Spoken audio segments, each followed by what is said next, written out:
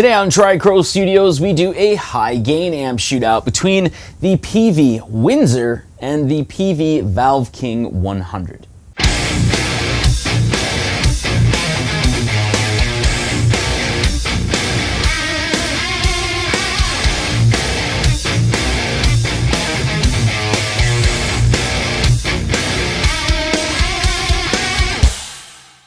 Now, I'd like to reiterate here that this is a high gain amp shootout, so you're not going to hear any cleans, you're not going to hear any mild breakups or, soft, smooth jazz. This is just high gain geared towards metal. I'd also like to mention that the Peavey Windsor is boosted with an Ibanez TS9, where the Valve King is not. But I do have two sound samples for you today, the first of which is in drop C, and that's a more balanced EQ type setting, whereas the second of which is in drop B, and that's a little bit more of a scooped setting.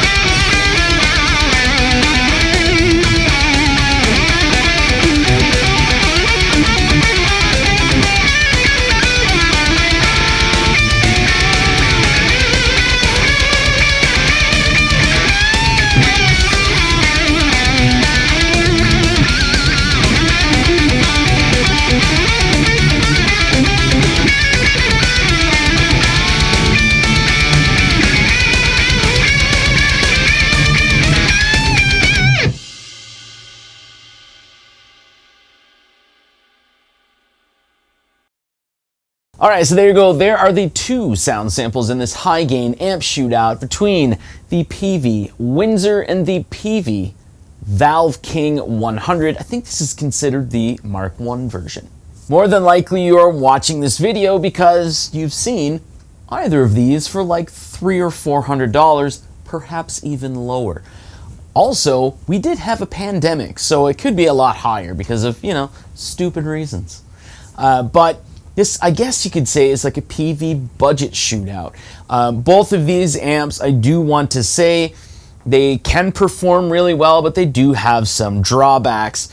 They can seem a little dry, and when it comes to using them in a live setting rather than in a recording setting, they do definitely have their own challenges. So it's at this point in the video where I like to go over kind of what I've gained from doing a shootout like this, and I kind of knew what I was going to be getting into here.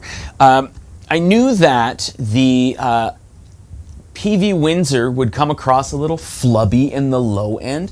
However, because of its reputation and people not really playing it at higher volumes, it would come across as surprising. Every time I use both of these amps, I am surprised at how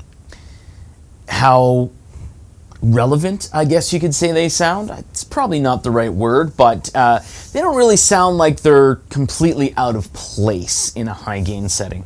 And also the Valve King, I knew that that would have a little more emphasis and clarity on the mids, and the low end wouldn't be as flubby as the Windsor.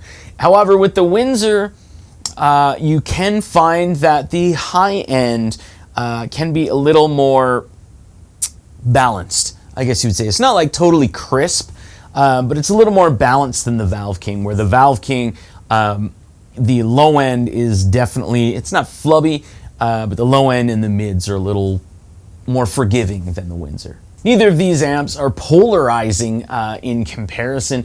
Both of them should come across as surprising for what they are. However, you may also be able to hear why you may not want to use these as a main amp and why you might want to use it as like a practice or just a studio tool. That doesn't mean that these are horrible amps, but there are definitely other amps that are more suited to a high gain application. And as a quick note here, also, I did not use the internal boost on the Peavey Windsor.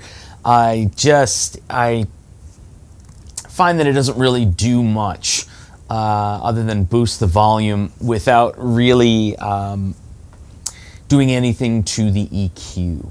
And just like with any other video where I'm dealing with a Peavey amp, I do want to make note here that the potentiometers on Peavey amps do tend to get a little dirtier faster than most other amps. So if you are looking to purchase any of these amps here or any Peavey amps, maybe purchase some contact cleaner along with it.